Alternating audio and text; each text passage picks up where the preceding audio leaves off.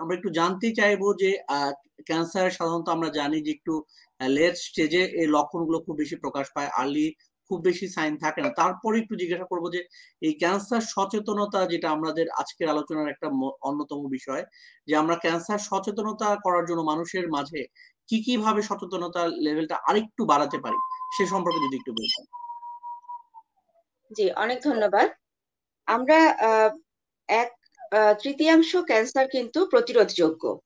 আমরা বলে থাকি, যেটাকে আমরা আমাদের জীবনাচরণ এবং খাদ্যাভ্যাসের মাধ্যমে প্রতিরোধ করতে পারি। হ্যাঁ, এক তৃতীয়াংশ হচ্ছে চিকিৎসাযোগ্য বা নিরাময়যোগ্য, এবং এক তৃতীয়াংশ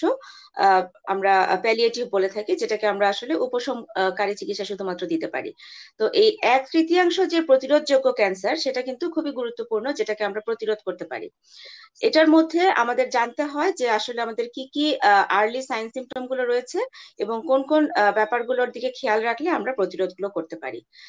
বেশিরভাগ ক্যান্সারই আমরা বলে থাকি যে আসলে লেট স্টেজে আসে বা আমরা সিমটম গুলো বুঝতে পারি না, কিন্তু কতগুলো আমরা ওয়ার্নিং সাইন বলে থাকি। আমরা যেগুলোকে সবসময় বারবার বলি যে এগুলোর কোনো একটা যদি আমাদের 2-3 সপ্তাহের বেশি সময় ধরে থেকে থাকে, তাহলে যেন আমরা বিশেষজ্ঞ চিকিৎসকের শরণাপন্ন হই। এর মধ্যে কোনো জায়গায় যদি কোনো চাকা, অস্বাভাবিক যদি কোনো চাকা আমরা দেখতে পাই, শরীরের এটা যে কোনো স্থানে হতে পারে, যদি আমাদের খুসখুসে কাশি বা কাশির সাথে রক্ত যাওয়া, গলার স্বর বসে যাওয়া, যেটাকে মানে গলা ভেঙে গেছে,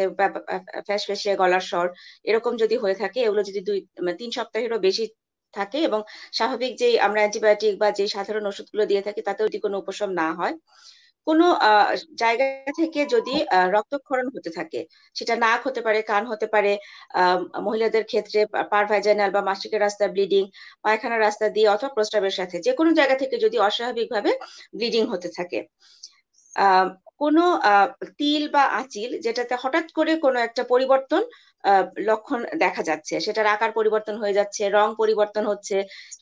যে মার্জিনটা ছিল মার্জিনটা হঠাৎ করে পরিবর্তন হয়ে যাচ্ছে, আহ আমরা বলি যে অল্টারেশন অফ বাওয়েল হ্যাবিট, বা আমাদের যে মল ত্যাগের যে স্বাভাবিক যে একটা রুটিন ছিল একটা মানুষের দীর্ঘদিনের, সেখানে হঠাৎ করে পরিবর্তন, পাতলা পায়খানা হচ্ছে, আবার পায়খানা কোষ্ঠকাঠিন্য দেখা দিচ্ছে, হঠাৎ করে যদি ওজন কমে যায়। হ্যাঁ, এই সাইন গুলোকে আমরা বলে থাকি যে ওয়ার্নিং সাইন। তো এইগুলোর যদি কোনো একটা কারো দেখা দিয়ে থাকে, তাহলে, এবং যদি এটা 2 থেকে 3 সপ্তাহ পরেও যদি কোনো চিকিৎসার মাধ্যমে ভালো না হয়, তাহলে এগুলোকে আমরা ওয়ার্নিং সাইন হিসেবে ধরে আমরা অবশ্যই কোনো বিশেষজ্ঞ চিকিৎসকের শরণাপন্ন হতে হবে এবং পরীক্ষা নিরীক্ষাগুলো করতে হবে।